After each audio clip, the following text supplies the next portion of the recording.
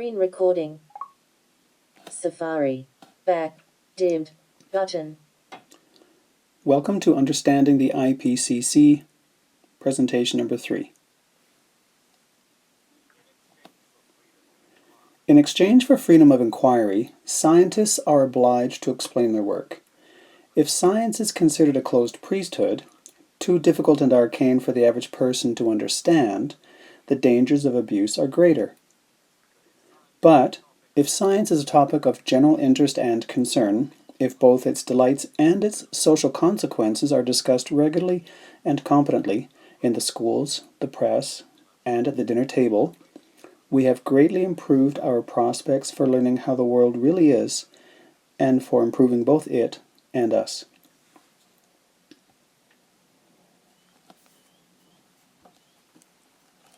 That's my man Carl Sagan.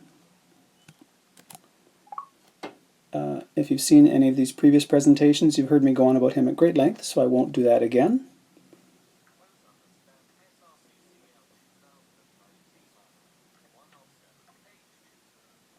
In that sense, the first presentation I did on understanding the Intergovernmental Panel on Climate Change, this one here. Introducing the Intergovernmental Panel on Climate Change, IPCC, and the 2018 Synthesis Report, 1 hour 7 minutes 15 seconds, 36 seconds. A talking game. I spent a great deal of time, almost half the presentation, describing who I am and why I'm doing this, and who they are and why you should care. And so consequently, I'm not going to do that yet again. I'll refer you to this video, which will be linked in the comments, and you can listen at great length as to the reasons behind all this stuff, why the iPad is talking to me, why the IPCC is significant, and why you should believe what they have to say. Similarly, Back. Dimmed. Button. The second presentation I did on the physical science basis, again, I spent 15 minutes talking about summarizing backgrounds of them and me, and of course it's a physical science basis presentation, so I went into a fair bit of detail about the sciences behind the IPCC's reports. Again, video presentation accessible, the link is in the comments. Feel free to look that up and watch it. In fact, I would say right now, if you don't know who they are, or why you should care, or you're wondering about these things, I'd suggest you stop this video right now, go into the comments, find the link, and go watch the introduction, because otherwise, if you don't think it's credible information, you're just wasting your time. And I do go into that in great detail in the introductory video, and the science a bit more deeply in the second video. So that's a valid response. There's no point in sitting around watching something, because this is an embarrassing long video. I know how long it's going to be. I apologize now, but I have resources for you. This should be Videos. Tab. 2 of 3. The main A Talking Game page, where you'll find those videos and some others located. This is the main project video page, and again, it's in the links of the comments.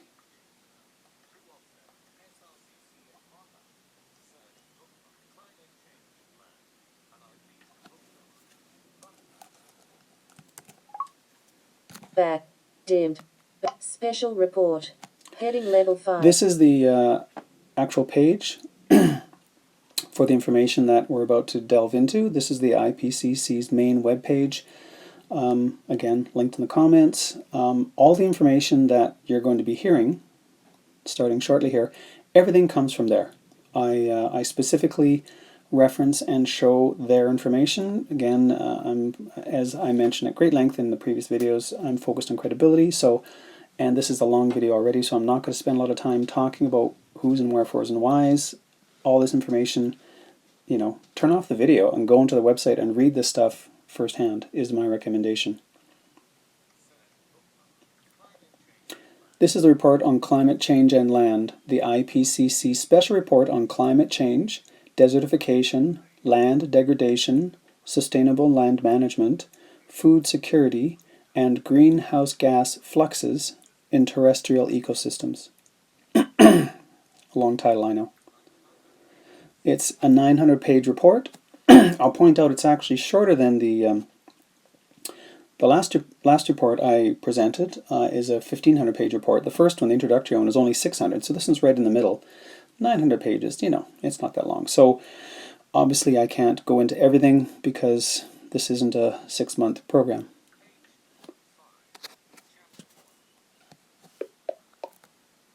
App switcher. Files. Books.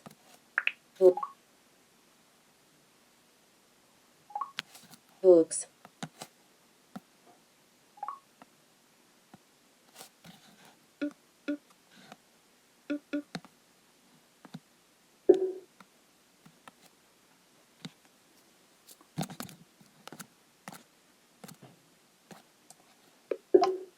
Lib 3. Exam 1.1 Introduction at 1 Objectives and Scope of the Assessment. 3. Examine Adapt, page 1 of 1.1. Land, including its water bodies, provides the basis for our livelihoods, through basic processes such as net primary production that, fundamentally sustain the supply of food, bioenergy and fresh water, and the delivery of multiple other ecosystem services and biodiversity.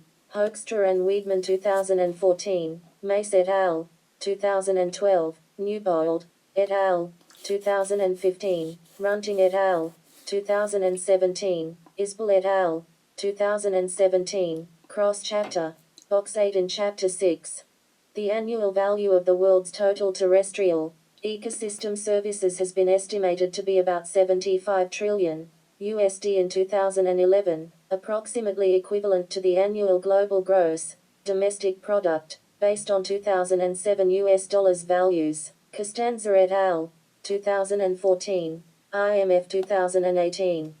Land also supports non-material ecosystem services, such as cognitive and spiritual enrichment and aesthetic values. Hernandez Morcillo et al., 2013, Fish et al., 2016. Intangible services that shape societies, cultures and human well-being. Exposure of people living in cities to semi-natural environments has been found to decrease mortality, cardiovascular disease and depression. Rope, 2013, Terrell et al., 2017. Non-material and regulating ecosystem services have been found to decline globally and rapidly, often at the expense of increasing material services. Fisher et al., 2018, Agus 2018. Climate change will exacerbate diminishing land and freshwater resources, increase biodiversity loss, and will intensify societal vulnerabilities, especially in regions where economies are highly dependent on natural resources.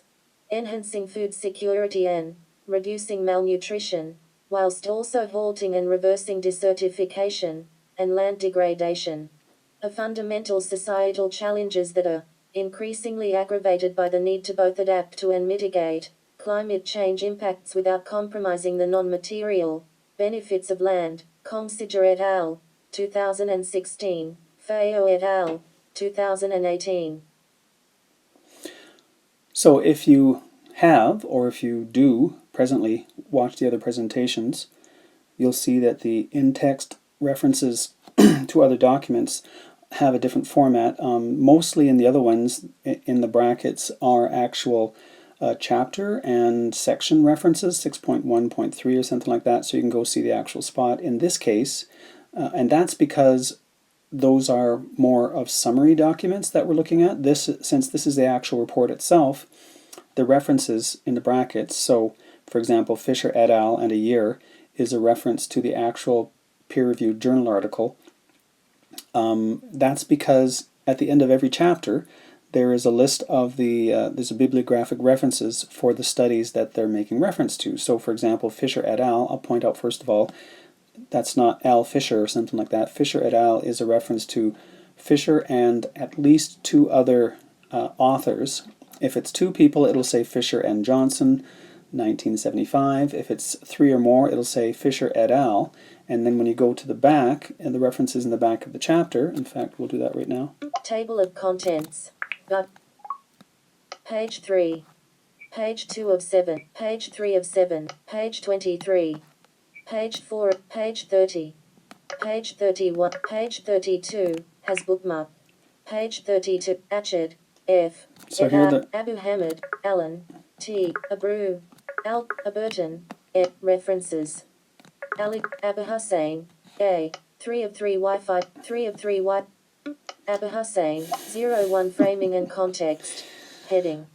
Anyway, so these are the references at the end of the chapter. Every chapter has the references for that chapter. Notice that this is page 32 of 54 pages, so the final 22 pages of the chapter are all references.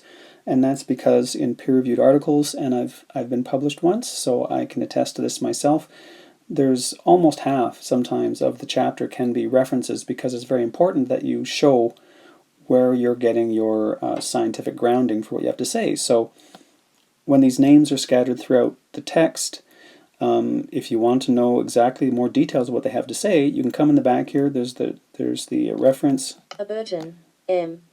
2016. Global Agricultural Intensification Name During of the Climate article. Change, A Role for Genomics. Plant Biotechnol. That's the name of J. the journal. 14. 1095 to 1098. Page number. DOI 10.1111 And then a reference, you can find it. So all of this information is available to you if you want it. And I mention this because you'll be hearing a great deal of these references throughout the charts, and the details are available in this document.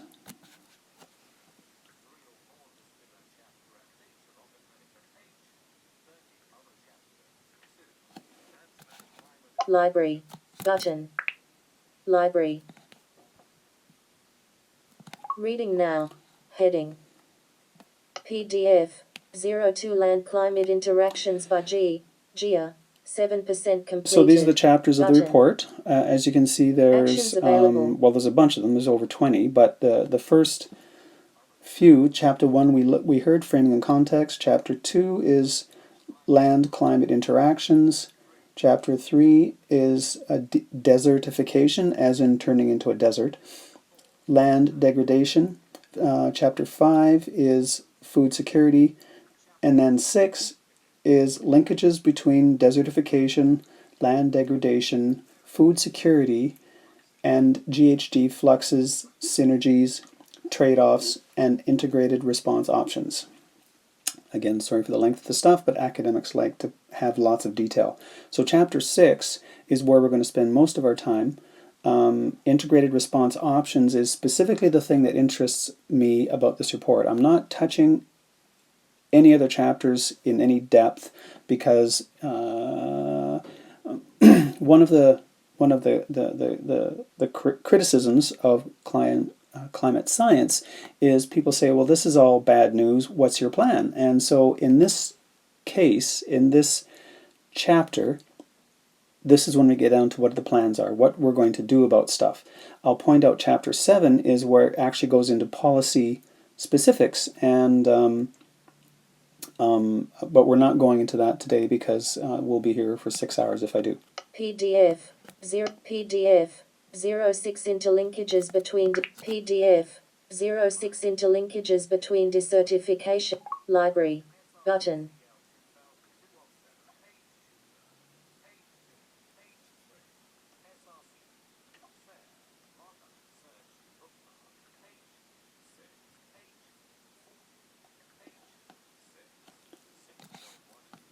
This chapter focused 6.1 Introduction. 6.1 Context of this chapter. This chapter focuses on the interlinkages between response options 1. Many of the response options considered are sustainable land management options, but several response options are not based on land management. For example, those based on value chain management and governance and risk management options. To deliver climate mitigation and adaptation, to address desertification and land degradation, and to enhance food security. It also assesses reported impacts on nature's contributions to people, NCP, and contributions to the UN Sustainable Development Goals, SDGs. By identifying which options provide the most co-benefits, with the fewest adverse side effects, this chapter aims to provide integrated response options that could co-deliver across the range of challenges. This chapter does not consider response options that affect only one aspect of climate mitigation, adaptation, desertification, land degradation, or food security in isolation, since these are the subjects of chapters 2-5. This chapter considers only interlinkages between response options and two or more of these challenges in the land sector. In the page chooser, page 6, page 12, page 14. Food insecure, land degradation. 6. In this section, the evolution of several challenges: climate change, mitigation, adaptation, desertification, land degradation, food insecurity, biodiversity and water in the future are assessed. Focusing on global analyses. The effect of response options on these land challenges in the future is discussed in section 6.4.4, where possible, studies quantifying the challenges in shared socio-economic pathways, SSPs, O'Neill et al., 2014, Chapter 1, Cross, Chapter Box 1, and Cross Chapter Box 9 in this chapter, should be used to assess which future scenarios could experience multiple challenges in the future. So I have an issue with their terminology here. They describe these things, desertification, land degradation, mitigation, adaptation, all of them as challenges. And yet, to my mind, climate change may be a challenge to food security, or mitigation may be a challenge, is in fact a challenge to climate change. So it's like land degradation is a challenge for one thing, but it's challenged by land degradation. So desertification it actually is challenged by. So I'm not sure at the verb between these things, but they all consider them challenges. The important part is those are the main topic areas. They're using integrated response options, which is what we'll be looking at shortly here, responses to those challenges. So those challenges are lumped together into three large areas: land management, value chain management, and risk management. And then within those are addressed more specifically with responses, and you'll be seeing that shortly.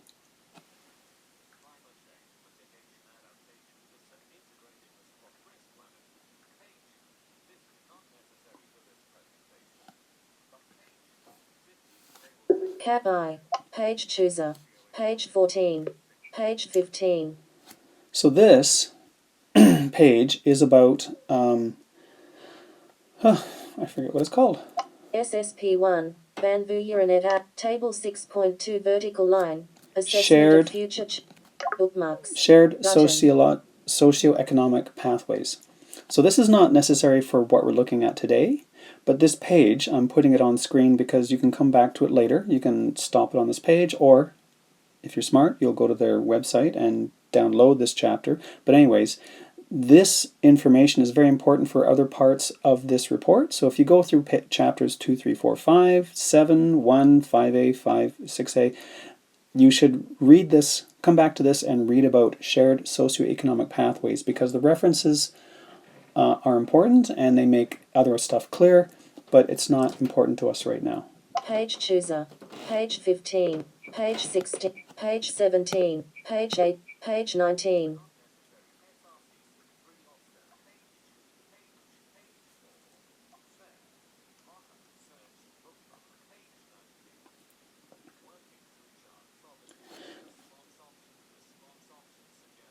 So we're going to start working through charts full of integrated response options, IROs, and they suggest, as I said, they've been categorized into these areas: land management, value chain management, and risk management.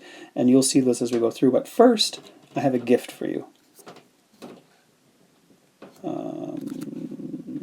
Library button. Library Reading now. PDF. 01 Framing and Bookstore. Tab.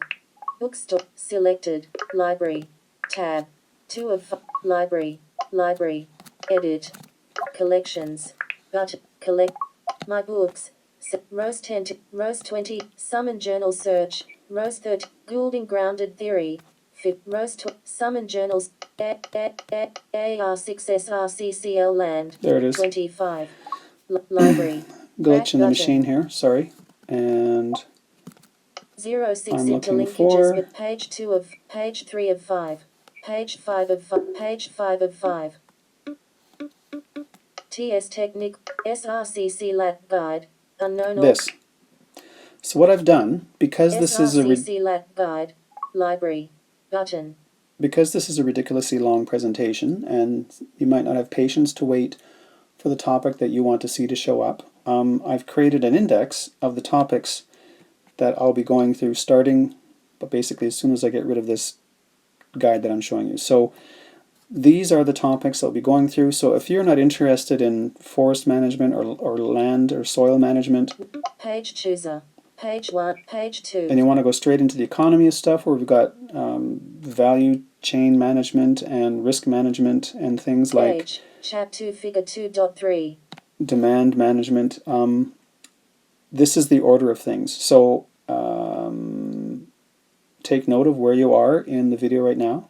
Come back here and have a look at where you may want to go, because this is the order I'll be doing things for the next painfully long period of time. I'm not going to tell you how long it is. Page chooser. Page 2. Page 1. Yeah, sorry. Library. Button. Library. SRCCL 2000. SRCC at page 3 of 5. Page 2 of 5. Page 1 of 03 06 interlinkages between Library. Library. But improved cropland management is a integrated response option. SR before 6 integrated response options based on land management and agriculture are described in table 6.5. Integrated response. Integrated table 6.5 vertical line. Integrated response options based on land management in agriculture. There we go. Now it begins. So integrated response options. Remember, there's the three topic areas: land management, value chain management, and risk management. And then in agriculture is the first area. Integrated response description. Now notice that integrated response option. Each option has a description, context and caveats. A context and caveat. So they do point out the problems with this response that they're describing. So, which I liked. They don't just paint a rosy picture. Supporting evidence. And then supporting evidence is the list of references, again, all of which can be found in this chapter between page 32 and 54. Increased food productivity. Increased food productivity arises when the output of food commodities increases per unit of input, e.g., per unit of land or water.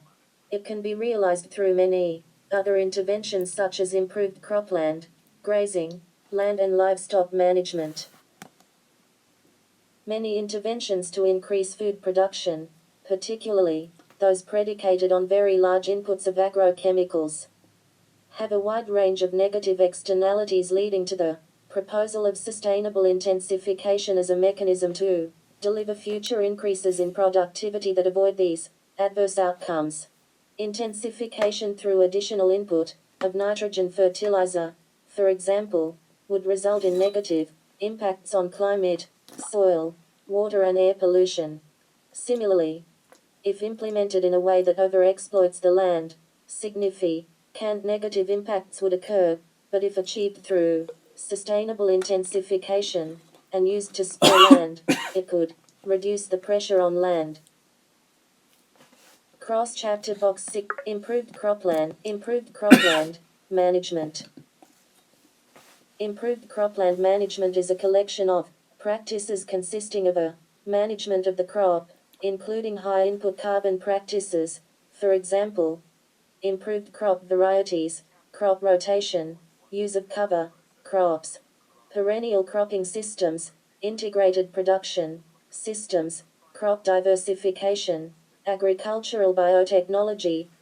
B. Nutrient management, including optimized fertilizer, application rate, fertilizer type, organic manures, compost, and mineral, timing, precision application, nitrification, inhibitors. C. Reduced tillage intensity and residue, retention. D. Improved water management, including drainage of waterlogged mineral soils and irrigation of crops in arid/semi-arid conditions. E. Improved rice management, including water management such as mid-season drainage and improved fertilization, and residue management in paddy rice systems. And F. Biochar application. Improved cropland management can reduce GHG emissions and create soil carbon sinks, though if poorly implemented, it could increase nitrous oxide and methane emissions from nitrogen fertilizers, crop residues and organic amendments. It can improve resilience of food crop production systems to climate change, and can be used to tackle desertification and land degradation by improving sustainable land management. It can also contribute to food security by closing crop yield gaps to increase food productivity. Chapter 4. Chapter Improve cross-chap many interventions increased support context and description integrated response option increased food productivity. I almost forgot. App switcher, books, files, active, files. HAP 5cc box 6 figure 1, 1 of 8, heading. So as I'm legally blind, I don't do well with the charts and diagrams. However, because this is a very long presentation, I incorporate some visuals to give you a break to look at. Also, since it is a very long presentation, I'm going to insert some breaks. I recommend now, if you need sugar or tobacco or caffeine or just water or air or a walk or something, that you take this opportunity to go get it. Pause the video. I'll still be here when you get back, I promise. And I'll be inserting these visuals throughout. They won't necessarily be specifically related to the IRO that you're looking at. Some of them are, and some of them are just ones that I found in Chapter 2, the land-climate relationship chapter. So, having said that, I'm going back now. App switcher, files, books, active, books, library, table of content, increased food product, many improved chapter 4, 19 of 100 and chapter improved cropland management can reduce GHG. Chapter 19 of 100 improved cropland management. Do not disturb. Search. Markup. Selected. Markup. Page chooser. Page 19. Page chooser. Page 19. Page choose. Improved grazing. Integrated. Response option. Description. Contact. Support. Improved grazing. Land management. Improved grazing land management is a collection of practices consisting of a management of vegetation, including improved grass varieties/sward composition, deep-rooting grasses, increased productivity, and nutrient management. B. Animal management, including appropriate stocking densities fit to carrying capacity, fodder banks, and fodder diversification, and C. Fire management. Improved use of fire for sustainable grassland management, including fire prevention, and improved prescribed burning. See also fire management as a separate response option, Table 6.8. Improved grazing land management can increase soil, carbon sinks, reduce GHG emissions, improve the resilience of grazing lands to future climate change. Help reduce desertification and land degradation by optimizing stocking density and reducing overgrazing, and can enhance food security through improved productivity. Chapter 2. Improved livestock management.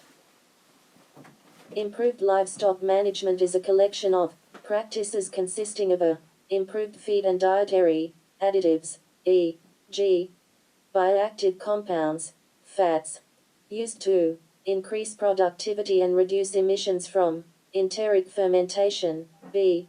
breeding, e.g., breeds with higher productivity or reduced emissions from enteric fermentation, c. herd management, including decreasing neonatal mortality, improving sanitary conditions, animal health and herd renewal, and diversifying animal species, d. emerging technologies, of which some are not legally authorized in several countries, such as propanid enhancers, nitrate and sulfate supplements, archaea inhibitors and archaeal vaccines, methanotrophs, acetogens, deformation of the rumen, bacteriophages, and probiotics, ionophores/antibiotics, and improved manure management, including manipulation of bedding and storage conditions, anaerobic digesters, biofilters, dietary change and additives, soil applied and animal fed, nitrification inhibitors, urease inhibitors, fertilizer type, rate, and timing, manipulation of manure application practices, and grazing management.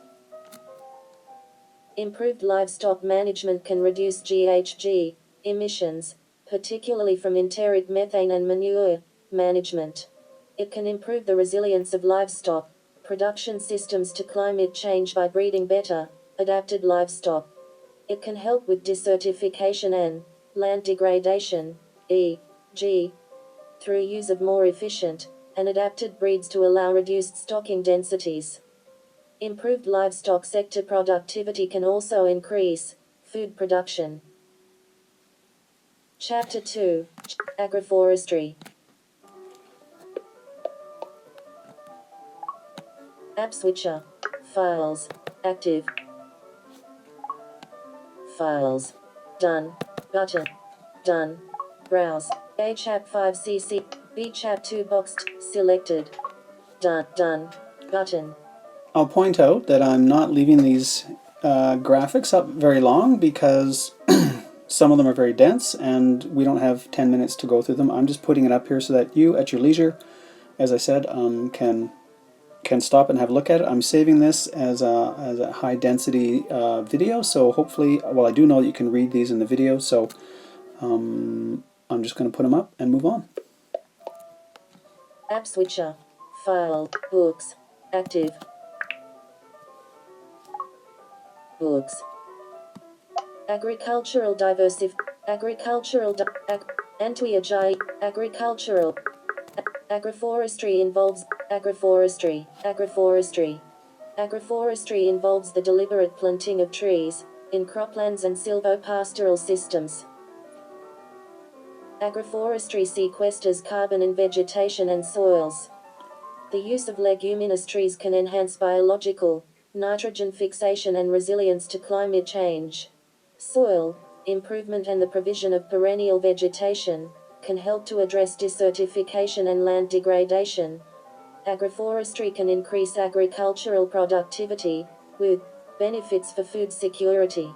Additionally, agroforestry can enable payments to farmers for ecosystem services and reduce vulnerability to climate shocks. Antwia Zhai et al. Agricultural diversification.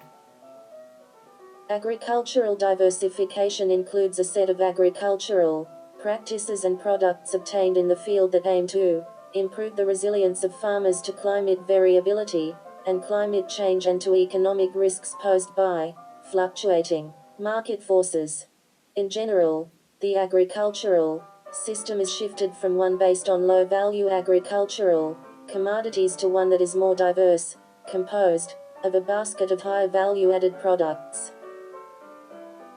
Agricultural diversification is targeted at adaptation, but could also deliver a small carbon sink, depending on how it is implemented.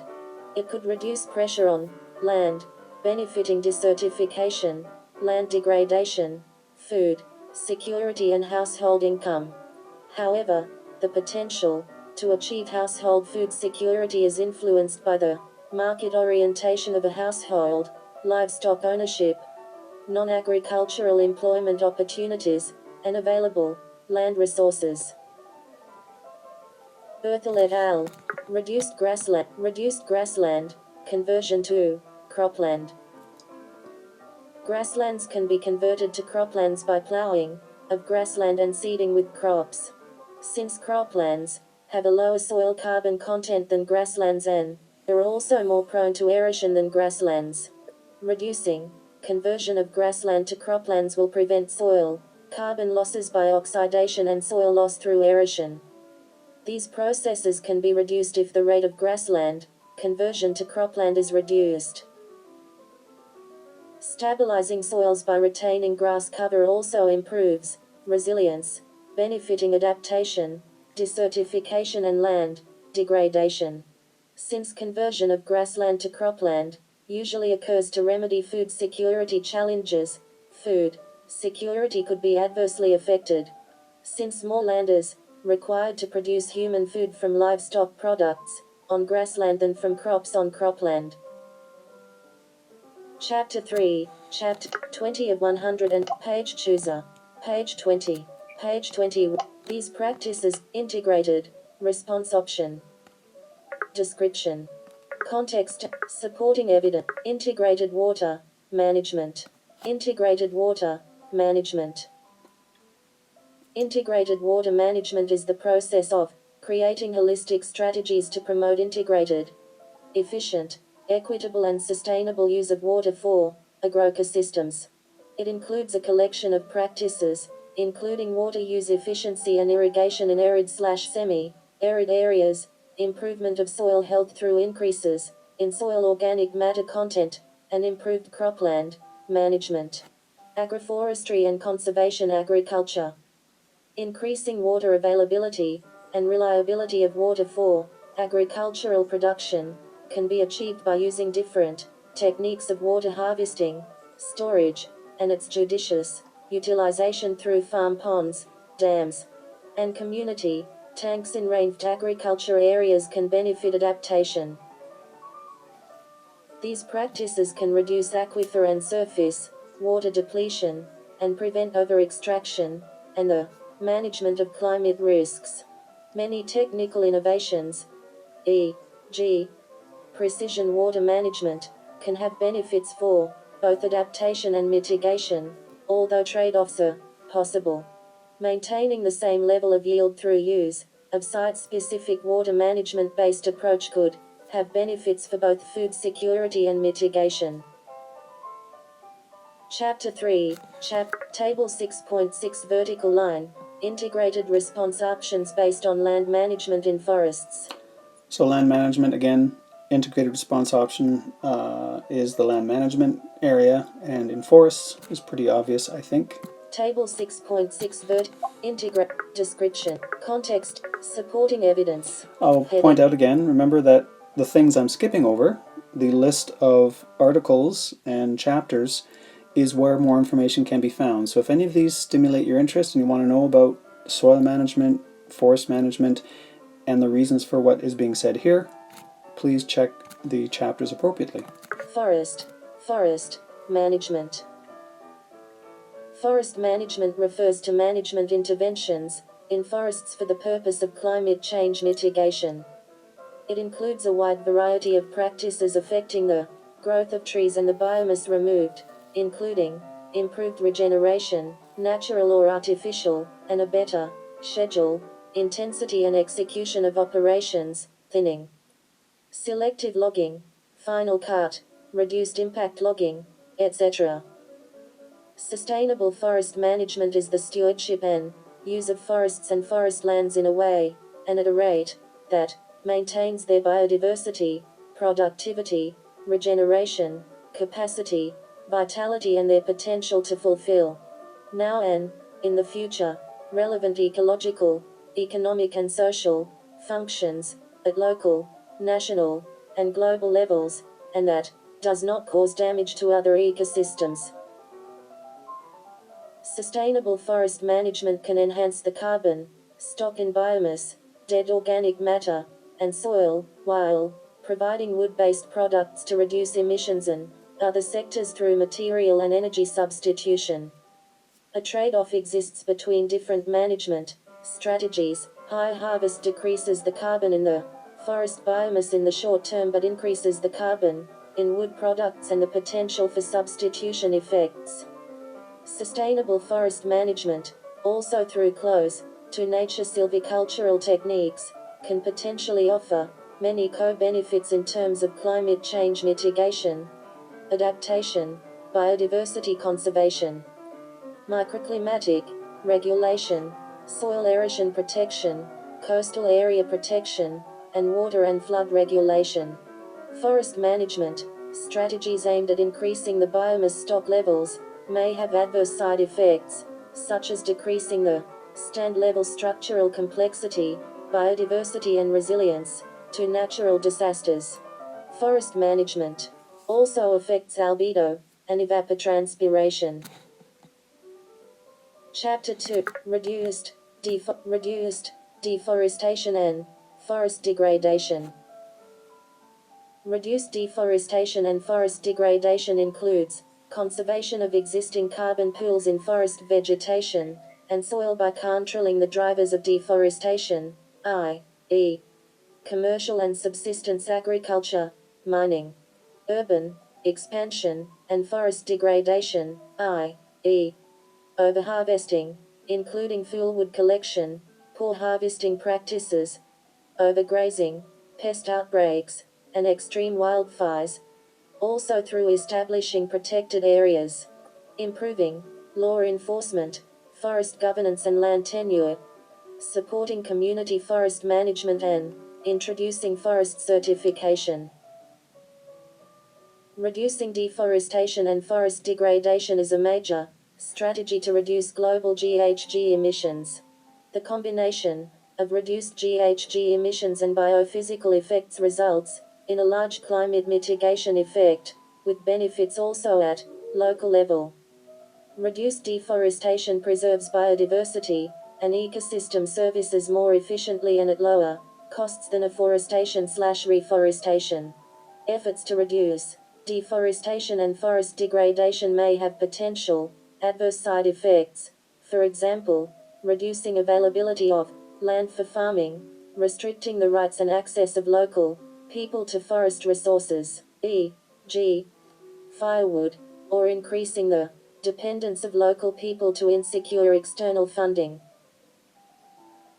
Chapter 2: Alchemy and Reforestation and Forest Restoration.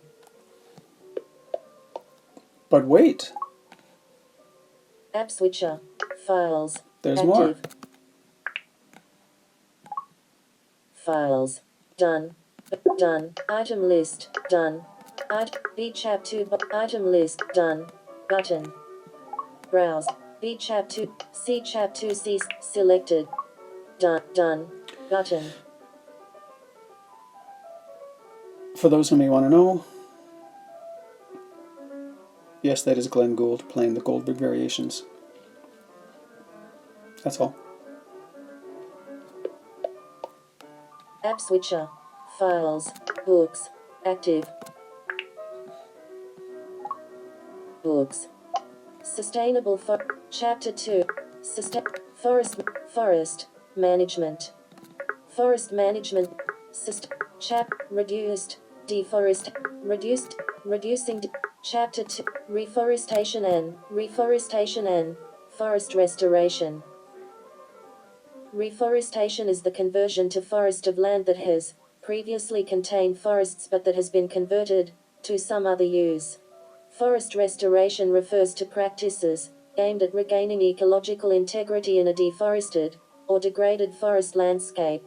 As such, it could fall under reforestation if it were re-establishing trees where they have been lost, or under forest management if it were restoring forests where not all trees have been lost.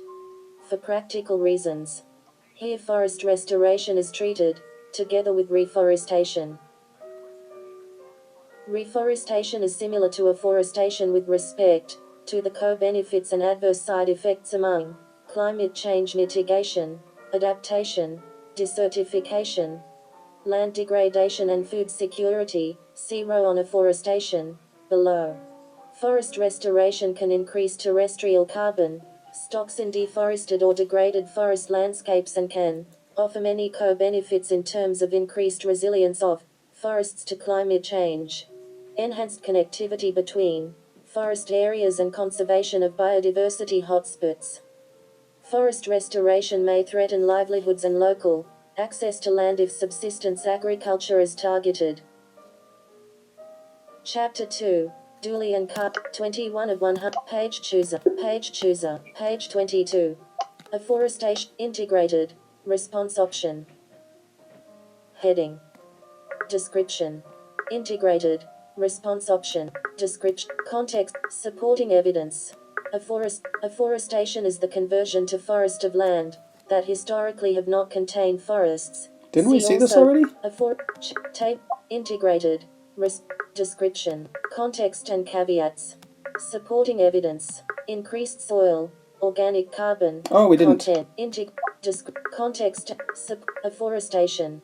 Afforestation. Afforestation is the conversion to forest of land that historically have not contained forests. See also reforestation. Afforestation increases terrestrial carbon stocks but can also change the physical properties of land surfaces, such as surface albedo and evapotranspiration, with implications for local and global climate. In the tropics, enhanced evapotranspiration cools surface temperatures, reinforcing the climate benefits of CO2 sequestration in trees. At high latitudes and in areas affected by seasonal snow cover, the decrease in surface albedo after afforestation becomes dominant and causes an annual average warming that counteracts carbon benefits. Net biophysical effects on regional climate from afforestation is seasonal and can reduce the frequency of climate extremes, such as heat waves, improving adaptation to climate change and reducing the vulnerability of people and ecosystems. Afforestation helps to address land degradation and desertification, as forests tend to maintain water quality by reducing runoff, trapping sediments and nutrients, and improving groundwater recharge. However, food security could be hampered since an increase in global forest area can increase food prices through land competition. Other adverse side effects occur when afforestation is based on non-native species, especially with the risks related to the spread of exotic fast-growing tree species.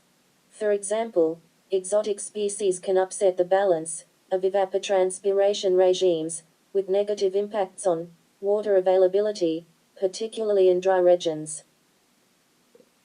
Chapter 2, Chapter 3, Table 6.7 Vertical line, integrated response options based on land management of soils. So we're moving out of the forests, going into soils. It's still under land management, clearly. Markup. Unless I do that. Increasing soil carbons. Description. Integrated response option.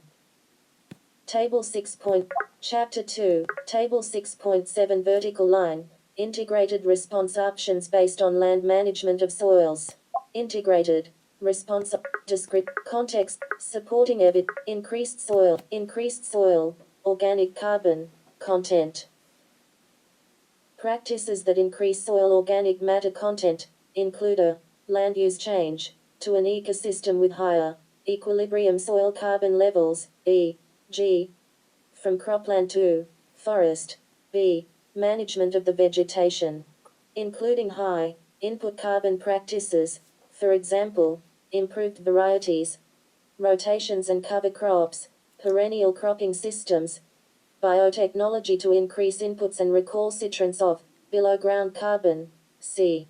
nutrient management and organic material input to increase carbon returns to the soil, including optimized fertilizer and organic material, application rate, type, timing and precision application, d. reduced tillage intensity and residue retention, and e. improved water management, including irrigation, in arid/semi-arid conditions. Increasing soil carbon stocks removes CO2 from the atmosphere and increases the water-holding capacity of the soil, thereby conferring resilience to climate change and enhancing adaptation capacity.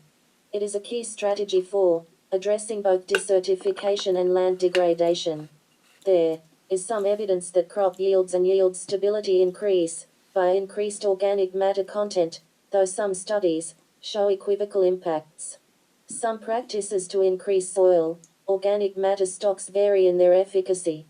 For example, the impact of no-till farming and conservation agriculture on soil carbon stocks is often positive, but can be neutral, or even negative, depending on the amount of crop residues returned to the soil. If soil organic carbon stocks were increased by increasing fertilizer inputs to increase productivity, emissions of nitrous oxide from fertilizer use could offset any climate benefits arising from carbon sinks. Similarly, if any yield penalty is incurred from practices aimed at increasing soil organic carbon stocks, e.g., through extensification, emissions could be increased through indirect land use change, and there could also be adverse side effects on food security. Bestelmeer and Brisk 2000 and reduced soil erosion. Reduced soil erosion. Soil erosion is the removal of soil from the land surface by water, wind or tillage, which occurs worldwide, but it is particularly severe in Asia, Latin America and the Caribbean, and the Near East and North Africa. Soil erosion management includes conservation practices, e.g., the use of minimum tillage or zero tillage, crop rotations and cover crops, rational grazing systems, engineering-like practices, e.g., construction of terraces, and contour cropping for controlling water erosion, or forest barriers and strip cultivation for controlling wind erosion. In eroded soils, the advance of erosion gullies and sand dunes can be limited by increasing plant cover, among other practices. The fate of eroded soil carbon is uncertain, with some studies indicating a net source of CO2 to the atmosphere, and others suggesting a net sink. Reduced soil erosion has benefits for adaptation as it reduces vulnerability of soils to loss under climate extremes, increasing resilience to climate change. Some management practices implemented to control erosion, such as increasing ground cover, can reduce the vulnerability of soils to degradation/landslides. And prevention of soil erosion is a key measure used to tackle desertification. Because it protects the capacity of land to produce food, it also contributes positively to food security. Chapter 3, Chentu, 22 of 1, page chooser, page 23. Techniques to prevent integrated. Description, integrated, response option, description, context, supporting reduced soil, salinization. Soil salinization is a major process of land degradation that decreases soil fertility and affects agricultural production, aquaculture and forestry. It is a significant component of desertification processes in drylands. Practices to reduce soil salinization include improvement of water management, e.g., water use efficiency and irrigation/drainage technology in arid/semi-arid areas, surface and groundwater management. Improvement of soil health through increase in soil organic matter content and improved cropland, grazing land and livestock management, agroforestry and conservation agriculture. Techniques to prevent and reverse soil salinization may have small benefits for mitigation by enhancing carbon sinks. These techniques may benefit adaptation and food security by maintaining existing crop systems and closing yield gaps for rain crops. These techniques are central to reducing desertification and land degradation, since soil salinization is a primary driver of both. Section 3.6 Reduced soil compaction. Reduced soil compaction mainly includes agricultural techniques, e.g., crop rotations, control of livestock density, and control of agricultural traffic. Techniques to reduce soil compaction have variable impacts on GHG emissions but may benefit adaptation by improving soil climatic resilience. Since soil compaction is a driver of both desertification and land degradation, a reduction of soil compaction could benefit both. It could also help close yield gaps in rain crops. Charman et al. 2000, 97% battery power charging. App switcher, books, Safari, books, doc, book, files, active, files, done, button, item list, see chat, done, button, browse, edit, A chap 5cc box, selected, A, B, C chap 2, D chap 2 figure 2.1, 331 kilobytes, July 2nd, 2020 at 17:29. Image. C chat 2 C selected. Okay. Done. Don't want to get ahead of yourself. I have to listen to my iPhone as my cue card, so it takes me a moment sometimes. Yep. I'll point out again, this is a very long presentation. I would recommend that you pause this, do something that will re-energize you, watch a cartoon. Chocolate is one of my favorites, but celery works if you're the healthy type. I don't know if a salad would work for you, but if you need to buy a hamburger, whatever.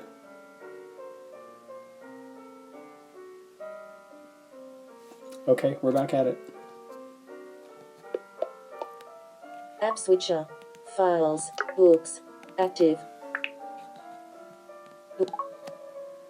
The use of biochar increases the Charman et al. Techniques to reduced soil compact biochar addition to soil. The use of biochar, a solid product of the pyrolysis process, as a soil amendment increases the water holding capacity of soil. It may therefore provide better access to water and nutrients for crops and other vegetation types, so can form part of cropland, grazing land and forest management. The use of biochar increases carbon stocks in the soil. It can enhance yields in the tropics, but less so in temperate regions, thereby benefiting both adaptation and food security. Since it can improve soil water holding capacity and nutrient use efficiency, and can ameliorate heavy metal pollution and other impacts, it can benefit desertification and land degradation.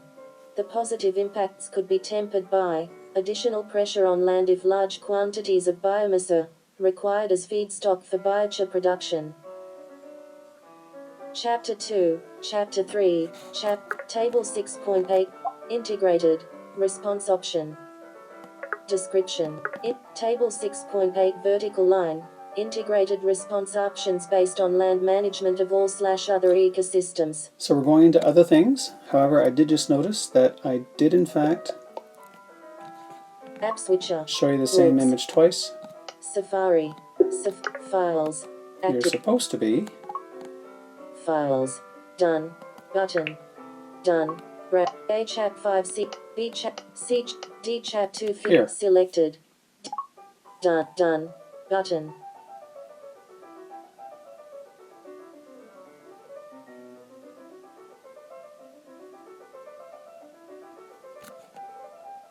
Okay.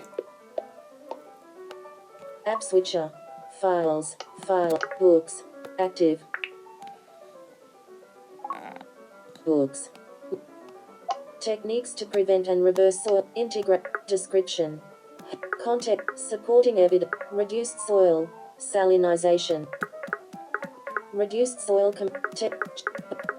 Chapter 2. Chapter 3. Table 6. Integrated. Response option. Description. Context and supporting evidence. Fire management. Fire management. Fire management is a land management option aimed at safeguarding life, property and resources through the prevention, detection, control, restriction and suppression of fire in forest and other vegetation. It includes the improved use of fire for sustainable forestry management, including wildfire prevention and prescribed burning. Prescribed burning is used to reduce the risk of large, uncontrollable fires in forest areas. Uncontrolled burning is among the most effective and economic methods of reducing fire danger and stimulating natural reforestation under the forest canopy and after clear felling. The frequency and severity of large wildfires have increased around the globe in recent decades, which has impacted on forest carbon budgets. Fire can cause various GHG emissions such as carbon dioxide, CO2, methane, CH4, and nitrous oxide, N2O, and others such as carbon monoxide, CO, volatile organic carbon, and smoke aerosols. Fire management can reduce GHG emissions and can reduce haze pollution, which has significant health and economic impacts. Fire management helps to prevent soil erosion and land degradation and is used in rangelands to conserve biodiversity and to enhance forage quality. Chapter 2. Reduced landslides and natural hazards. Landslides are mainly triggered by human activity, e.g., legal and illegal mining, fire, deforestation, in combination with climate. Management of landslides and natural hazards, e.g., floods, storm surges, droughts, is based on vegetation management, e.g., afforestation, and engineering works, e.g., dams, terraces, stabilization, and filling of erosion gullies. Management of landslides and natural hazards is important for adaptation and is a crucial intervention for managing land degradation, since landslides and natural hazards are among the most severe degradation processes. In countries where mountain slopes are planted with food crops, reduced landslides will help deliver benefits for food security. Most deaths caused due to different disasters have occurred in developing countries, where poverty, poor education and health facilities and other aspects of development increase exposure, vulnerability and risk. Noble et al., 2014. Reduced pollution, including acidification. Management of air pollution is connected to climate change by emission sources of air polluting materials and their impacts on climate, human health and ecosystems, including agriculture. Acid deposition is one of the many consequences of air pollution, harming trees and other vegetation, as well as being a significant driver of land degradation. Practices that reduce acid deposition include prevention of emissions of nitrogen oxides, NOx, and sulfur dioxide, SO2, which also reduce GHG emissions, and other short-lived climate pollutants, SLCPs. Reductions of SLCPs reduce warming in the near term and the overall rate of warming, which can be crucial for plants that are sensitive to even small increases in temperature. There are a few potential adverse side effects of reduction in air pollution to carbon sequestration in terrestrial ecosystems, because some forms of air pollutants can enhance crop productivity by increasing diffuse sunlight compared to direct sunlight. Reactive nitrogen deposition could also enhance CO2 uptake in boreal forests and increase soil carbon pools to some extent. Air pollutants have different impacts on climate depending primarily on the composition, with some aerosols and clouds seeded by them, increasing the reflection of solar radiation to space leading to net cooling, while others, e.g., black carbon and tropospheric ozone, having a net warming effect. Therefore, control of these different pollutants will have both positive and negative impacts on climate mitigation. Chapter 2, Anderson et al., 23 of 120, page chooser, page 23. I have to say, that's the first time in my life I've ever heard anyone make the case that air pollution could help the growth of some plants because of it presenting diffused daylight, which might help some plants. Page 24. But management of harm, integrated. Description, integrated. Response option. Reduced pollution, including acidification, continued. Management of harmful air pollutants such as fine particulate matter, PM2.5, and ozone, O3, also mitigate the impacts of incomplete fossil fuel combustion and GHG emissions.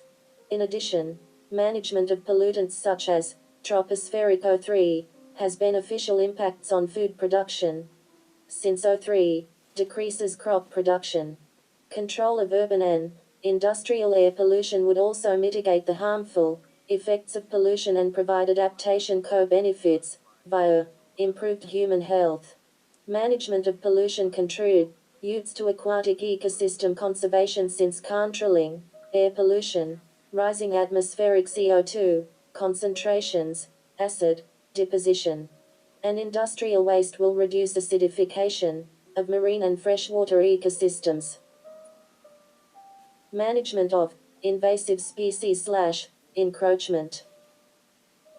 Agriculture and forests can be diverse, but often, much of the diversity is non-native. Invasive species in different biomes have been introduced intentionally or unintentionally through export of ornamental plants or animals, and through the promotion of modern agriculture and forestry. Non-native species tend to be more numerous in larger than in smaller human-modified landscapes, e.g., over 50% of species in an urbanized area or extensive agricultural fields can be non-native. Invasive alien species in the USA cause major environmental damage amounting to almost $120 billion USD, year 1. There are approximately 50,000 foreign species, and the number is increasing. About 42% of the species on the threatened or endangered species lists are at risk primarily because of alien invasive species.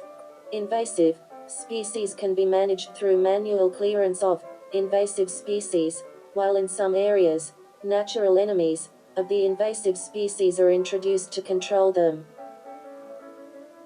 Exotic species are used in forestry where local indigenous forests cannot produce the type, quantity and quality of forest products required. Planted forests of exotic tree species make significant contributions to the economy and provide multiple products and nature's contributions to people. In general, exotic species are selected to have higher growth rates than native species and produce more wood per unit of area and time. In 2015, the total area of planted forest with non-native tree species was estimated to be around 0.5 mkm2. Introduced species were dominant in South America, Oceania and Eastern and Southern Africa, where industrial forestry is dominant. The use of exotic tree species has played an important role in the production of roundwood, fibber, firewood and other forest products. The challenge is to manage existing and future plantation forests of alien trees to maximize current benefits, while minimizing present and future risks and negative impacts, and without compromising future benefits. In many countries or regions, non-native trees planted for production or other purposes often lead to sharp conflicts of interest when they become invasive, and to negative impacts on nature's contributions to people and nature conservation. Brundu and Richardson 2006, Restoration and Reduced Conversion of Coastal Wetlands. App switcher. Books. Files. Active. Files. Done. Button. Browse. A chat. B. C. D chat. E chat 2 fit. Selected. Done. Done. Button.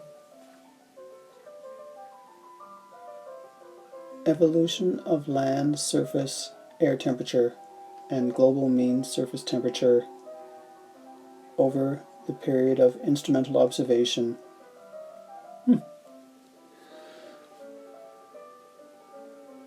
My daughter thought this was interesting. I hope you do too. App switcher. Files. Books. Active. Books. Like agriculture and forests can be diverse, but often management of exotics, Brundu, restoration and reduced conversion of coastal wetlands.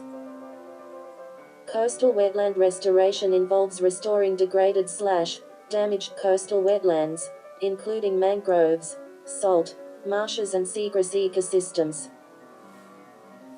Coastal wetland restoration and avoided coastal wetland impacts have the capacity to increase carbon sinks and can provide benefits by regulating water flow and preventing downstream flooding.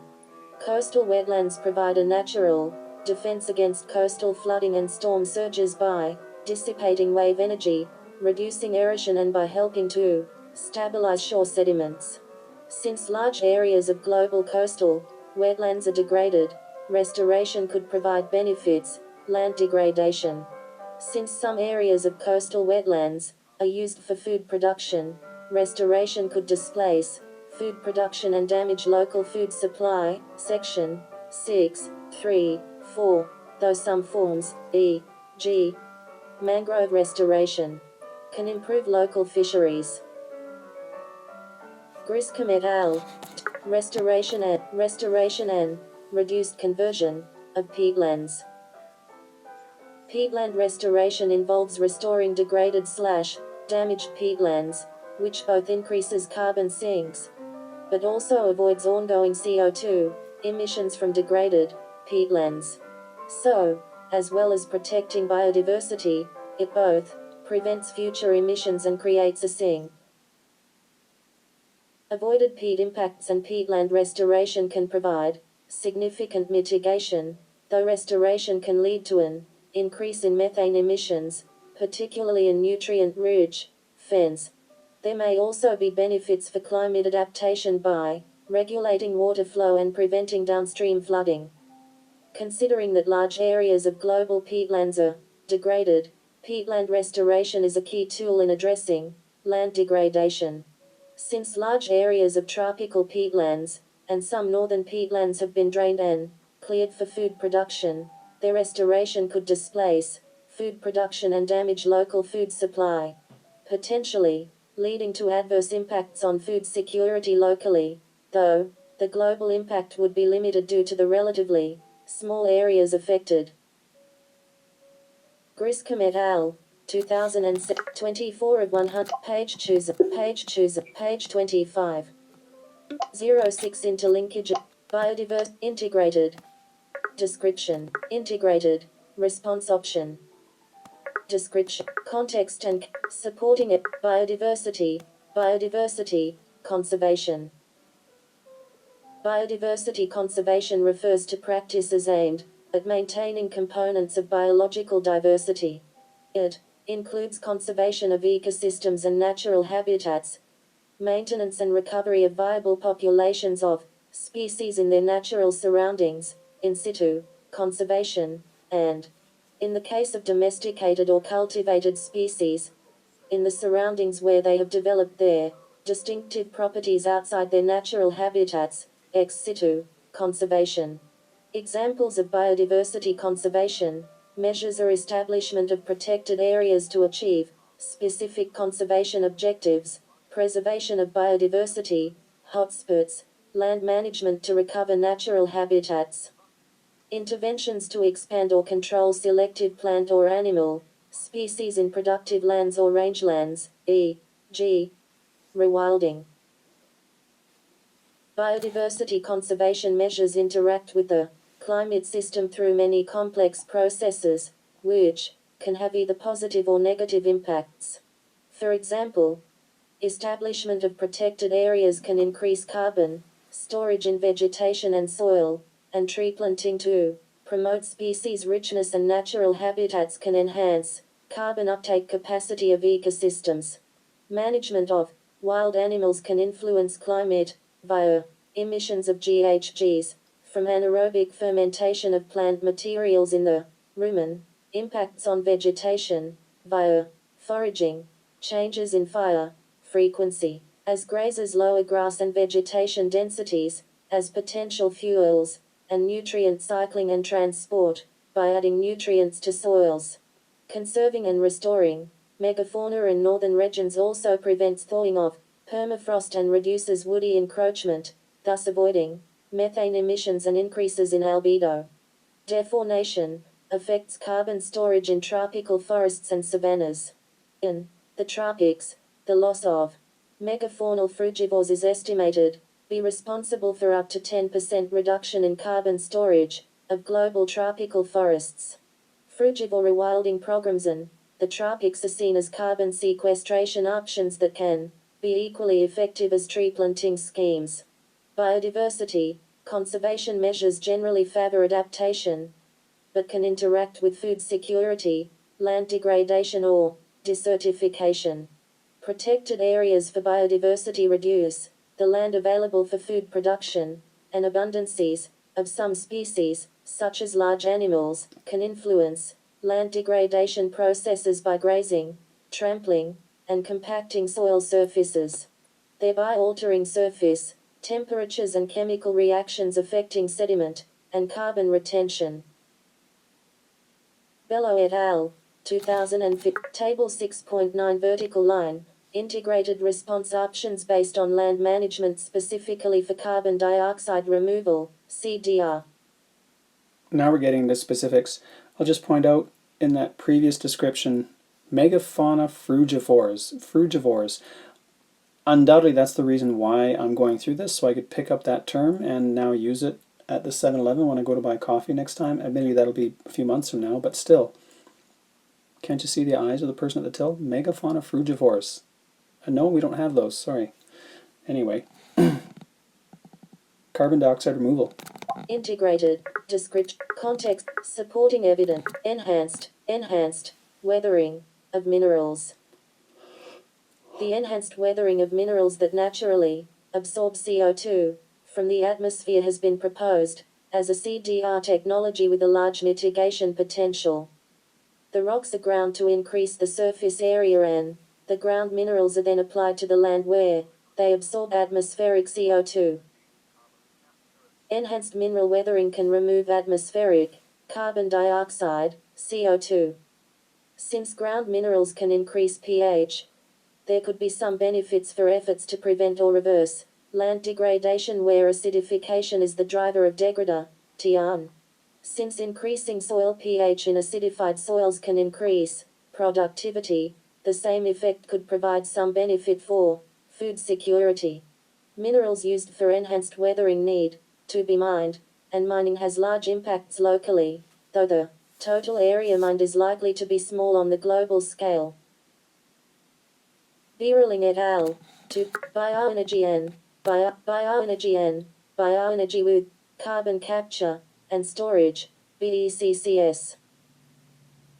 Bioenergy production can mitigate climate change by delivering an energy service, therefore avoiding combustion of fossil energy. It is the most common renewable energy source used in the world today and has a large potential for future deployment. See Cross, chapter box 7 in this chapter. BECCS entails the use of bioenergy technologies, e.g., bioelectricity or biofuels, in combination with CO2 capture and storage. See also glossary. BECCS simultaneously provides energy and can reduce atmospheric CO2 concentrations. Chapter 2, cross chapter box 7 in this chapter, for a discussion of potentials and atmospheric effects. Thus, BECCS is considered a CDR technology. While several BECCS demonstration projects exist, it has yet to be deployed at scale. Bioenergy and BECCS are widely used in many future scenarios as a climate change mitigation option in the energy and transport sector, especially those scenarios aimed at a stabilization of global climate at 2 degrees Celsius or less, above pre-industrial levels. Bioenergy and BECCS can compete for land and water with other uses.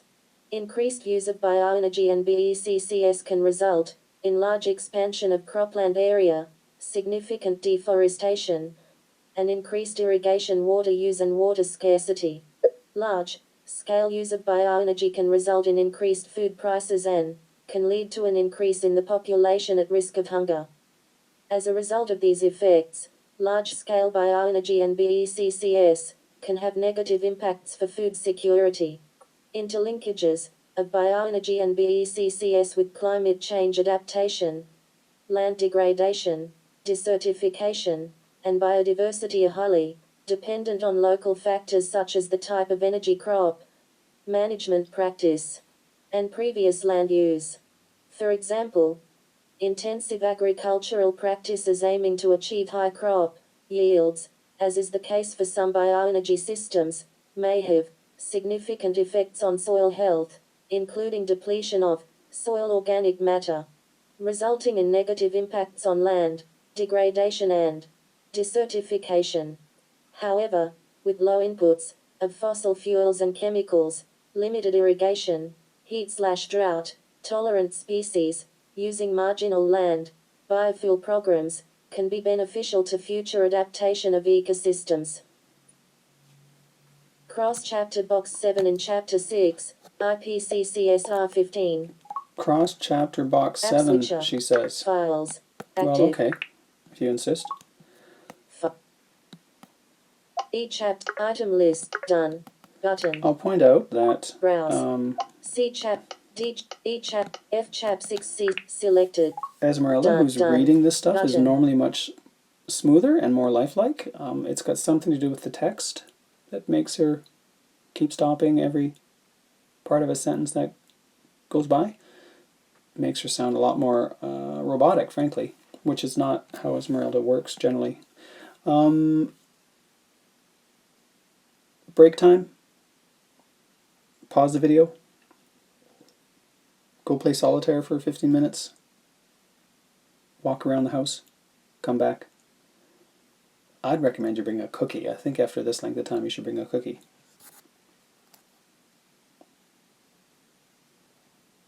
Okay, I'm going to go back. App switcher. File. Books. Active. Table 6. Bello et al. Biodiversity biodiversity support context description integrate bookmarks Bello table 6 integrate description context and supporting evidence enhanced the enhanced weathering of page chooser page 20 cross chapter box it's the bottom of the page. Page chooser I'm sorry. page 25 adjustable page 26 Planting I can't bioenergy see. integrated response option. Description context supporting bioenergy and there's more. Bioenergy with carbon capture and storage BECCS continued.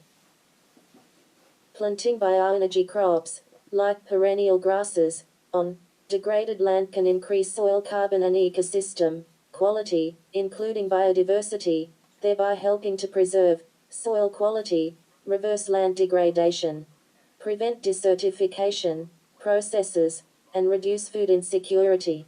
These effects depend on the scale of deployment, the feedstock, the prior land use, and which other response options are included. See Section 6.4.4.2.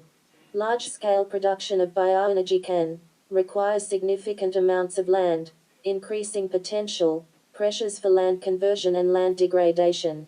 Low levels of bioenergy deployment require less land, leading to smaller effects on forest cover and food prices, However, these land requirements could still be substantial. In terms of feedstocks, in some regions, they may not need irrigation, and thus would not compete for water with food crops. Additionally, the use of residues or microalgae could limit competition for land and biodiversity loss. However, residues could result in land degradation or decreased soil organic carbon. Whether woody bioenergy results in increased competition for land or not is disputed in the literature, with some studies suggesting reduced competition and others suggesting enhanced competition. One study noted that this effect changes over time, with complementarity between woody bioenergy and forest carbon sequestration in the near term, but increased competition for land with afforestation/reforestation in the long term. Additionally, woody bioenergy could also result in land degradation. Pop et al. 2006-2 integrated response options based on value chain management. List start. We're leaving the ecological considerations behind and we're moving into the economical considerations. 6. Value chain management. 2 integrated response options based on value chain management. 6.2.2.1 integrated response options based on value chain management through demand management. Demand management. Integrated response. Hope you know what that is. 6. Integrated response options based on risk management. 6. Integrated response options based on value chain management through supply management are described in Table 6. 6. Integrate 26 of 1. Page chooser. Page 20. 06 interlinkages between a dietary shift away from Table 6.10 but reduced food waste, consumer or retail. Page chooser. Page 20. Hope you can see what I'm doing because integrated clearly response I can't. options based on value chain management through supply management are described in Table 6.6. Right. 2. 3 integrated response options based on risk management. 6.2.3.1 risk management options. Integrated response options based on risk management are described in 26 right. of 1. Page Okay. choose. Page 27. A dietary shift away from Table 6. Integrated response. Descript. Context. Supporting evidence. Dietary change. Sustainable healthy diets represent a range of dietary changes to improve human diets, to make them healthy, in terms of the nutrition delivered, and also, economically, environmentally and socially, sustainable. A contract and converge model of transition to sustainable healthy diets would involve a reduction in overconsumption, particularly of livestock products, in overconsuming populations. With increased consumption of some food groups in populations where minimum nutritional needs are not met. Such a conversion could result in a decline in undernourishment, as well as reduction in the risk of morbidity and mortality due to overconsumption. A dietary shift away from meat can reduce GHG emissions, reduce cropland and pasture requirements, enhance biodiversity protection, and reduce mitigation costs. Additionally, dietary change can both increase potential for other land-based response options and reduce the need for them by freeing land. By decreasing pressure on land, demand reduction through dietary change could also allow for decreased production intensity, which could reduce soil erosion and provide benefits to a range of other environmental indicators such as deforestation and decreased use of fertilizer, nitrogen and phosphorus, pesticides, water and energy, leading to potential benefits for adaptation, desertification, and land degradation. Chapter 5. Reduced post-harvest losses. Approximately 1/3 of the food produced for human consumption is wasted in post-production operations. Most of these losses are due to poor storage management. Post-harvest food losses underlie the food system's failure to equitably enable accessible and affordable food in all countries. Reduced post-harvest. Food losses can improve food security in developing countries, while food loss in developed countries mostly occurs at the retail/consumer stage. The key drivers for post-harvest waste in developing countries are structural and infrastructure deficiencies. Thus, reducing food waste at the post-harvest stage requires responses that process, preserve and, where appropriate, redistribute food to where it can be consumed immediately. Differences exist between farm food waste reduction technologies between small-scale agricultural systems and large-scale agricultural systems. A suite of options includes farm-level storage facilities, trade or exchange processing, technologies including food drying, on-site farm processing, for value addition, and improved seed systems. For large-scale agri-food systems, options include cold chains for preservation, processing for value addition and linkages to value chains that absorb the harvests almost instantly into the supply chain.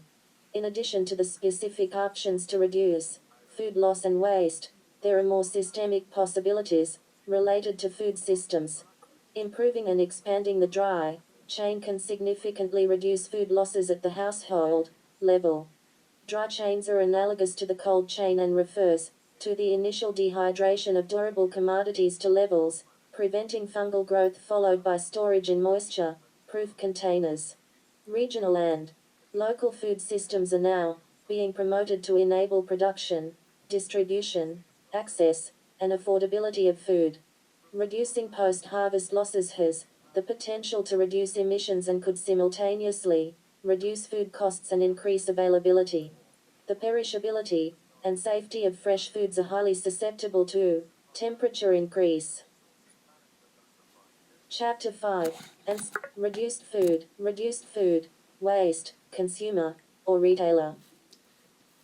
Since approximately 9-30% of all food is wasted, reducing food waste can reduce pressure on land. See also reducing post-harvest losses. Reducing food waste could lead to a reduction in cropland area and GHG emissions, resulting in benefits for mitigation. By decreasing pressure on land, food waste reduction could allow for decreased production intensity, which could reduce soil erosion and provide benefits to a range of other environmental indicators such as deforestation, and decreases in use of fertilizer, N&P, pesticides, water, and energy, leading to potential benefits for adaptation, desertification, and land degradation. Alexander et al., 2000. Material substitution. Material substitution involves the use of wood or agricultural biomass, e.g., straw bales, instead of fossil fuel-based materials, e.g., concrete, iron, steel, aluminium for building, textiles or other applications. Material substitution reduces carbon emissions, both because the biomass sequesters carbon in materials while regrowth of forests can lead to continued sequestration, and because it reduces the demand for fossil fuels, delivering a benefit for mitigation. However, a potential trade-off exists between conserving carbon stocks and using forests for wood products. If the use of material for substitution was large enough to result in increased forest area, then the adverse side effects for adaptation and food security would be similar to that of reforestation and afforestation. In addition, some studies indicate that wooden buildings, if properly constructed, could reduce fire risk compared to steel, creating a co-benefit for adaptation. The effects of material substitution on land degradation depend on management practice. Some forms of logging can lead to increased land degradation. Long-term forest management, with carbon storage in long-lived products, also results in atmospheric CO2 removal. Chapter 4. Dugan et al. 27 of 1. Page 28. 06 Interlinked Library. Table of sustainable Context and Table 6.11 vertical line, integrated response options based on value chain management through supply management. Through supply. But first it was demand management, and now we've moved value chain management through supply management. Integrated. Support. Sustainable. We're close sourcing. to the end now, in case you're wondering. Sustainable sourcing. Sustainable sourcing includes approaches to ensure that the production of goods is done in a sustainable way, such as through low-impact agriculture, zero deforestation, supply chains, or sustainably harvested forest products. Currently around 8% of global forest area has been certified in some manner, and 25% of global industrial roundwood comes from certified forests. Sustainable sourcing also aims to enable producers to increase their percentage of the final value of commodities. Adding value to products requires improved innovation, coordination, and efficiency in the food supply chain, as well as labeling, to meet consumer demands. As such, sustainable sourcing is an approach that combines both supply and demand side management. Promoting sustainable and value-added products can reduce the need for compensatory extensification of agricultural areas and is a specific commitment of some sourcing programs, such as forest certification programs. Table 7.3. Chapter 7 provides examples of the many sustainable sourcing programs now available globally. Sustainable sourcing is expanding but accounts for only a small fraction of overall food and material production. Many staple food crops do not have strong sustainability standards. Sustainable sourcing provides potential benefits for both climate mitigation and adaptation by reducing drivers of unsustainable land management, and by diversifying and increasing flexibility in the food system to climate stresses and shocks. Sustainable sourcing can lower expenditure for food processors and retailers by reducing losses. Adding value to products can extend a producer's marketing season and provide unique opportunities to capture niche markets, thereby increasing their adaptive capacity to climate change. Sustainable sourcing can also provide significant benefits for food security, while simultaneously creating economic alternatives for the poor. Sustainable sourcing programs often also have positive impacts on the overall efficiency of the food supply chain and can create closer and more direct links between producers and consumers. In some cases, processing of value-added products could lead to higher emissions or demand for resources in the food system, potentially leading to small adverse impacts on land degradation and desertification challenges. Chapter 2. Management of supply chains. Management of supply chains include a set of polycentric governance processes focused on improving efficiency and sustainability across the supply chain for each product, to reduce climate risk and profitably reduce emissions. Trade-driven food supply chains are becoming increasingly complex and are contributing to emissions. Improved management of supply chains can include 1. Better food transport and increasing the economic value or reduce risks of commodities through production processes, e.g., packaging, processing, cooling, drying, extracting, and 2. Improved policies for stability of food supply, as globalized food systems and commodity markets are vulnerable to food price volatility. 2007 to 2008 food price shocks negatively affected food security for millions, most severely in sub-Saharan Africa. Increasing the stability of food supply chains is a key goal to increase food security, given that climate change threatens to lead to more production shocks in the future. Successful implementation of supply chain management practices is dependent on organizational capacity, the agility and flexibility of business strategies, the strengthening of public-private policies and effectiveness of supply chain governance. Existing practices include a greening supply chains, e.g., utilizing products and services with A reduced impact on the environment and human health. B. Adoption of specific sustainability instruments among agri-food companies, e.g. eco-innovation practices. C. Adopting emission accounting tools, e.g. carbon and water footprinting. And D. Implementing demand forecasting strategies, e.g. changes in consumer preference for green products. In terms of food supply, measures to improve stability in traded markets can include financial and trade policies, such as reductions on food taxes and import tariffs. 2. Shortening food supply chains, SFSCs. 3. Increasing food production, designing alternative distribution networks. V. Increasing food market transparency and reducing speculation in futures markets. V. Increasing storage options.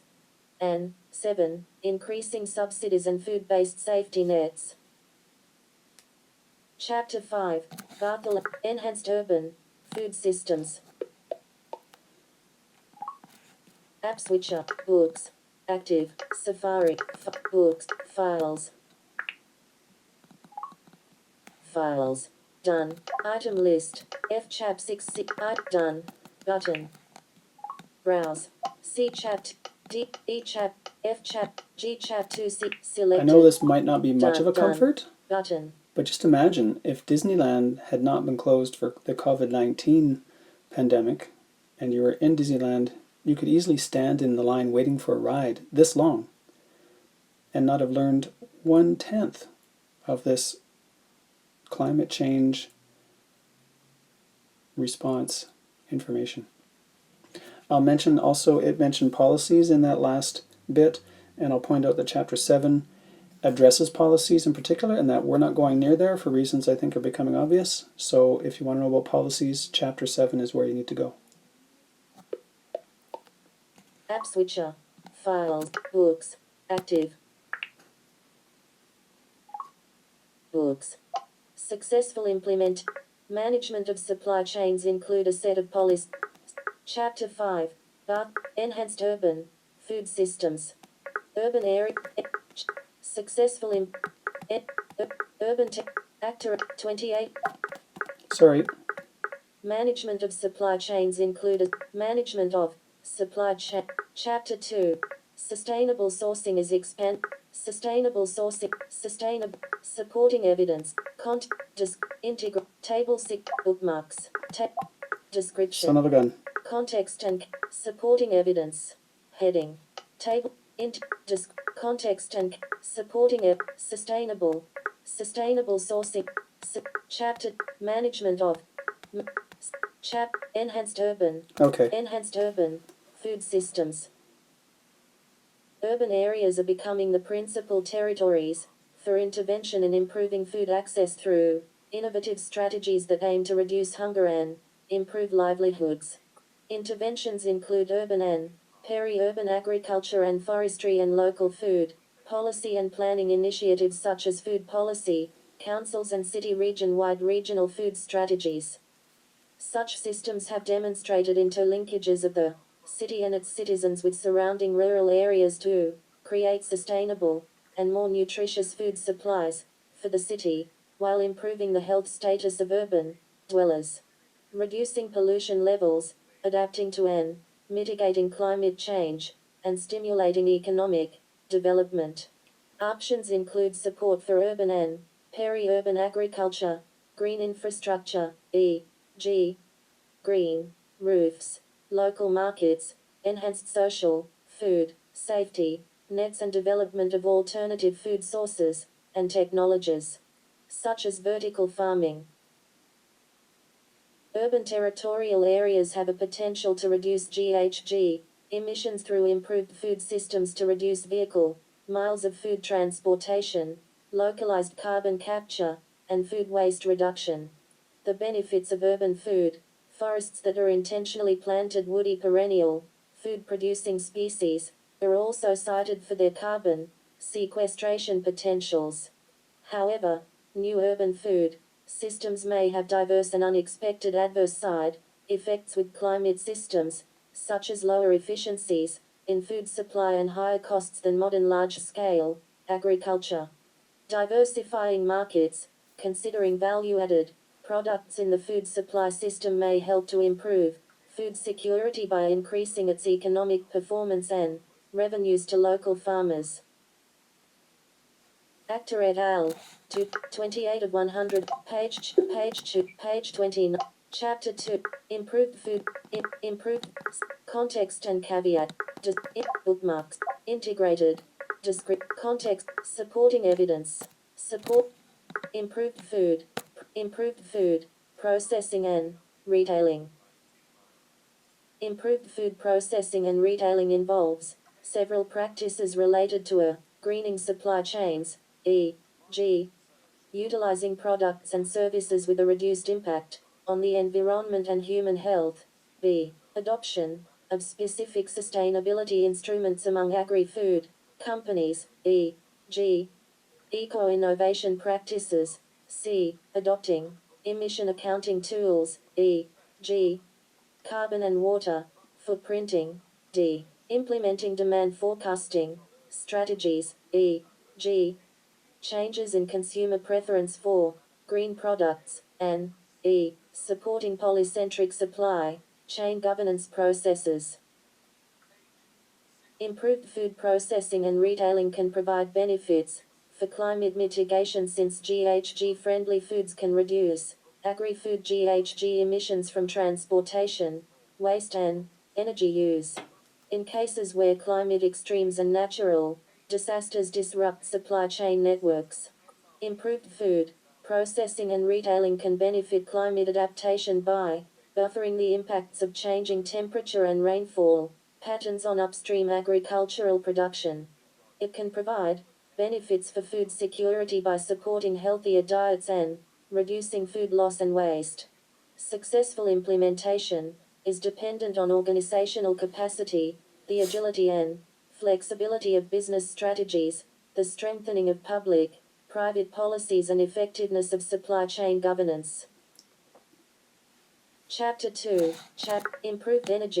Improved energy use in food systems.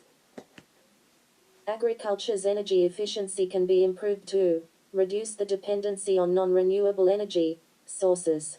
This can be realized either by decreased energy inputs or through increased outputs per unit of input. In some countries, managerial inefficiency, rather than a technology gap, is the main source for energy efficiency loss. Heterogeneous patterns of energy efficiency exist at the national scale, and promoting energy-efficient technologies along with managerial capacity development can reduce the gap and provide large benefits for climate adaptation. Improvements in carbon monitoring and calculation techniques such as the footprinting of agricultural products can enhance energy efficiency transition management and uptake in agricultural enterprises. Transformation to low-carbon technologies such as renewable energy and energy efficiency can offer opportunities for significant climate change mitigation. For example, by providing a substitute to transport fuel that could benefit marginal agricultural resources, while simultaneously contributing to long-term economic growth. In poorer nations, increased energy efficiency in agricultural value-added production, in particular, can provide large mitigation benefits. Under certain scenarios, the efficiency of agricultural systems can stagnate and could exert pressure on grasslands and rangelands, thereby impacting on land degradation and desertification. Rebound effects can also occur, with adverse impacts on emissions. Al-Mansuref and Table 6.12, Integrated Response Option. Description. Context and supporting evidence. Management of urban sprawl. Management of urban sprawl. Unplanned urbanization leading to sprawl and extensification of cities along the rural-urban fringe has been identified as a driver of forest and agricultural land loss and a threat to food production around cities. It has been estimated that urban expansion will result in a 1.8 to 2.4% loss of global croplands by 2030. This rapid, urban expansion is especially strong in new emerging towns and cities in Asia and Africa. Policies to prevent such urbanization have included integrated land use planning, agricultural zoning ordinances and agricultural districts, urban redevelopment, arable land reclamation, and transfer/purchase of development rights or easements. The prevention of uncontrolled urban sprawl may provide adaptation co-benefits, but adverse side effects for adaptation might arise due to restricted ability of people to move in response to climate change. Barbero Sierra et al., 2013, Bren, Diamur et al. Books, files, active, files. Last graphic done, for you. Button. Done. Brow. E chat. F chat. G chat. H chat 2 figure. Selected. Done. Done.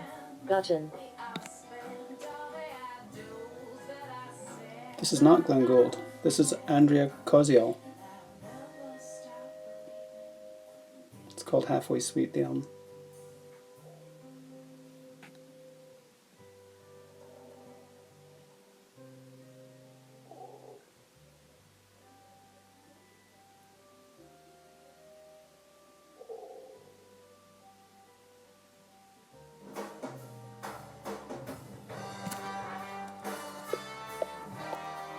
App switcher. File. Books. Active. Books. Library. Button. Transformation to low carbon technology. Al Mansur F and Table 6. Integrated. Response option. Description. Context. Supporting it. Management of urban. The prevent. Barbaric. Livelihood. Diversification. When households' livelihoods depend on a small number of sources of income with Oh, sorry. table of share. Use of local seeds is important. Adja 19. Livelihood. When households' livelihood, diversification. When households' livelihoods depend on a small number of sources of income without much diversification, and when those income sources are in fields that are highly climate dependent, like agriculture and fishing. This dependence can put food security and livelihoods at risk. Livelihood diversification, drawing from a portfolio of dissimilar sources of livelihood as a tool to spread risk, has been identified as one option to increase incomes and reduce poverty, increase food security, and promote climate resilience and risk reduction. Livelihood diversification offers benefits for desertification and land degradation, particularly through non-traditional crops or trees in agroforestry systems which improve soil. Livelihood diversification may increase on-farm biodiversity due to these investments in more ecosystem mimicking production systems like agroforestry and polycultures. Diversification into non-agricultural fields, such as wage, labor or trading, is increasingly favored by farmers as a low-cost strategy, particularly to respond to increasing climate risks. Adja 1999, Ahmed, use of local seeds. Using local seeds, also called seed sovereignty, refers to use of non-improved, non-commercial seeds varieties. These can be used and stored by local farmers as low-cost inputs and can often help contribute to the conservation of local varieties and landraces, increasing local biodiversity. Many local seeds also require no pesticide or fertilizer use, leading to less land degradation in their use. Use of local seeds is important in the many parts of the developing world that do not rely on commercial seed inputs. Promotion of local seed-saving initiatives can include seed networks, banks and exchanges, and non-commercial open-source plant breeding. These locally developed seeds can help protect local agrobiodiversity and can often be more climate resilient than generic commercial varieties, although the impacts on food security and overall land degradation are inconclusive. Bowman 2005, 29 of 1, page chooser, page 30. Community context and bookmark. Integrated response option. Description. Context. Supporting disaster risk management. Disaster risk management. I forgot to point out that we've moved into the integrated response options based on risk management. I assume you've noticed that because you can actually see the page. Disaster risk management. Disaster risk management encompasses many approaches to try to reduce the consequences of climate and weather-related disasters and events on socio-economic systems. The Haughey Framework for Action is a UN framework for nations to build resilience to disasters through effective integration of disaster risk considerations into sustainable development policies. For example, in Vietnam, a national strategy on disasters, based on Haughey, has introduced the concept of a on-the-spot approach for disaster risk management of proactive prevention, timely response, quick and effective recovery, and sustainable development. Other widespread approaches to disaster risk management include using early warning systems that can encompass 1. Education systems, 2. Hazard and risk maps, 3. Hydrological and meteorological monitoring, such as flood forecasting or extreme weather warnings, and 4. Communications systems to pass on information to enable action. These approaches have long been considered to reduce the risk of household asset damage during one-off climate events and are increasingly being combined with climate adaptation policies. Community-based disaster risk management has been pointed to as one of the most successful ways to ensure that information reaches the people who need to be participants in risk reduction. Effective disaster risk management approaches must be end-to-end, reaching communities at risk and supporting and empowering vulnerable communities to take appropriate action. The most effective early warning systems are not simply technical systems of information dissemination, but utilize and develop community capacities, create local ownership of the system, and are based on a shared understanding of needs and purpose. Tapping into existing traditional or local knowledge has also been recommended for disaster risk management approaches to reducing vulnerability. Ajibate and McBee in 2000 risk sharing instruments. Risk sharing instruments can encompass a variety of approaches.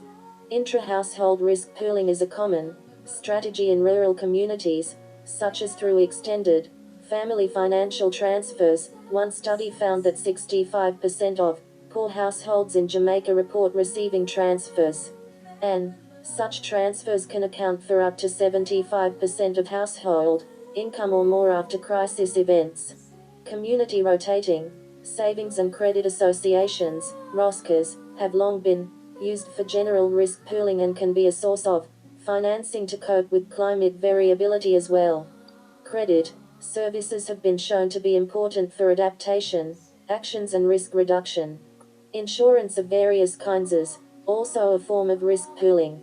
Commercial crop insurance is one of the most widely used risk hedging financial vehicles, and can involve both traditional indemnity-based insurance that reimburses clients for estimated financial losses from shortfalls, or index insurance that pays out the value of an index, such as weather events, rather than actual losses. The former is more common for large farms in the developed world and the latter for smaller non-commercial farms in developing countries. Locally developed risk pooling measures show general positive impacts on household livelihoods. However, more commercial approaches have mixed effects. Commercial crop insurance is highly subsidized in much of the developed world. Index insurance programs have often failed to attract sufficient buys or have remained financially unfeasible for commercial insurance sellers. The overall Impact of index insurance on food production supply and access has also not been assessed. Traditional crop insurance has generally been seen as positive for food security as it leads to expansion of agricultural production areas and increased food supply. However, insurance may also mask truly risky agriculture and prevent farmers from seeking less risky production strategies. Insurance can also provide perverse incentives for farmers to bring additional lands into crop production, leading to greater risk of degradation. Actor et al. 2000. Cross-chapter box. Catherine Calvin, The United States of Bioenergy and BECCS Potential. Using biomass to produce 30 of 122. App switcher. Books. Books. Books. Books. Library. Table of contents. Button. Page 27. Page 3 of 4. Page 2 of. Page 1 of 4. Page 3. Page 6 has bookmark. Page 6. In providing this evidence-based assessment, the co-benefits and adverse. This chapter 6.6. This chapter focuses on the interlinkages between since the aim is to assess and provide guidance on integrated response options. Each response option is first described and categorized, drawing on previous chapters 2-5, section 6.2, and their impact on climate mitigation/adaptation, desertification, land degradation, and food security is quantified, section 6.3. The feasibility of each response option, respect to costs, barriers, saturation and reversibility, is then assessed, section 6.4.1, before considering their sensitivity to future climate change, section 6.4.2. In providing this evidence-based assessment, drawing on the relevant literature. This chapter does not assess the merits of policies to deliver these integrated response options. Chapter 7 assesses the various policy options currently available to deliver these interventions. Rather, this chapter provides an assessment of the integrated response options and their ability to co-deliver across the multiple challenges addressed in this special report. Cat I. India. App switcher. Books. Active files. Safari.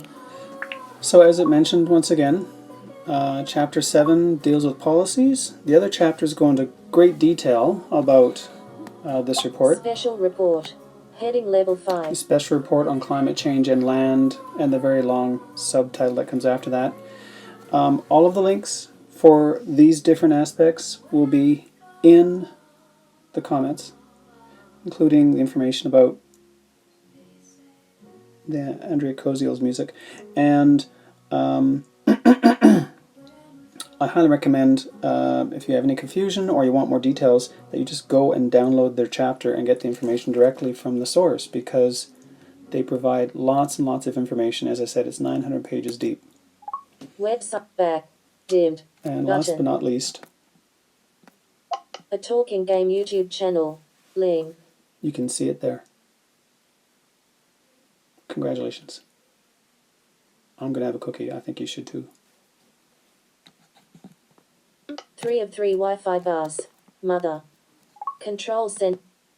Wi-Fi. Bluetooth. Show. Previous. Play. Next. Mute. Do not. Brightness. Volume. Screen mirror. Apple TV. Selected. Screen recording.